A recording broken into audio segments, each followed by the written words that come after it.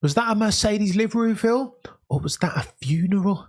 You'd be forgiven for thinking it was the latter.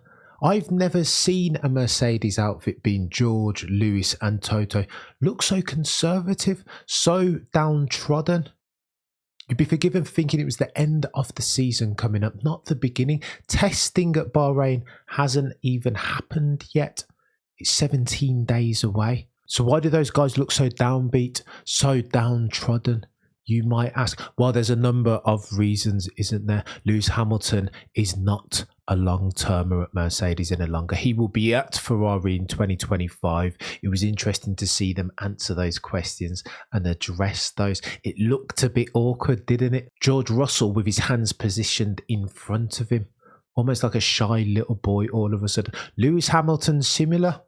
Hands positioned in front of him as if he were at a funeral. Toto Wolff's rhetoric, super conservative. No longer are we talking about hopes and ambitions of getting Lewis Hamilton that elusive 8th championship.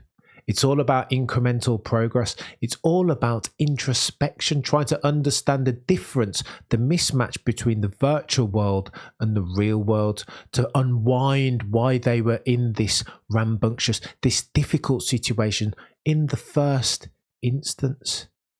And I find this bonkers, taking a step back, that the 8-time Constructors' Champions are now 48 months behind the rest. Yeah, I said 48 months, not 24. Because whilst they spent 24 months barking up the wrong tree, the rest have spent 24 months focused on a single design philosophy and iterating for it.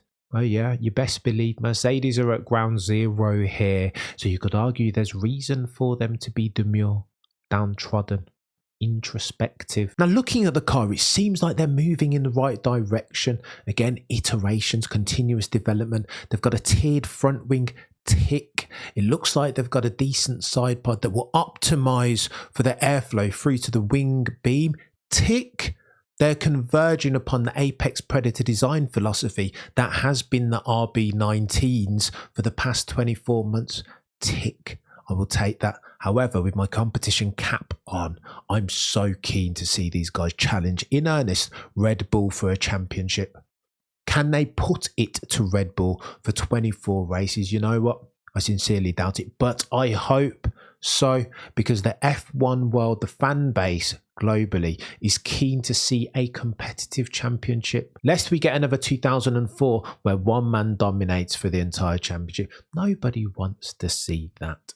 Yeah, you can talk all this, invest in the greatness of Max Verstappen. This is a one-time opportunity to see greatness at the peak of its powers. Yeah, cool. That's all good on paper. But who wants to turn up and see a race that's decided before a wheel has been turned? No one.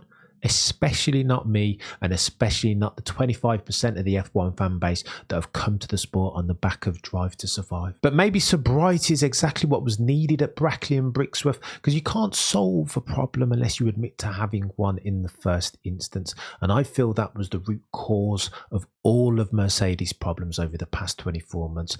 Technical arrogance. They thought they were barking up the right tree. Indeed, and they were not. Maybe this sobriety is exactly what's called for. Maybe realism is the order of the day, and maybe on the back of that, maybe, just maybe, Mercedes can continue to bridge that gap. Maybe then, for fans around the world dying for a competitive championship, maybe this is the first step to resolution for Mercedes. Now, this isn't going to happen overnight. Don't expect them to rock up at Bahrain and be a second quicker than Red Bull. That's not realistic. That's not how F1 works. But are we on the right track now to see a competitive season sooner rather than later? I think so.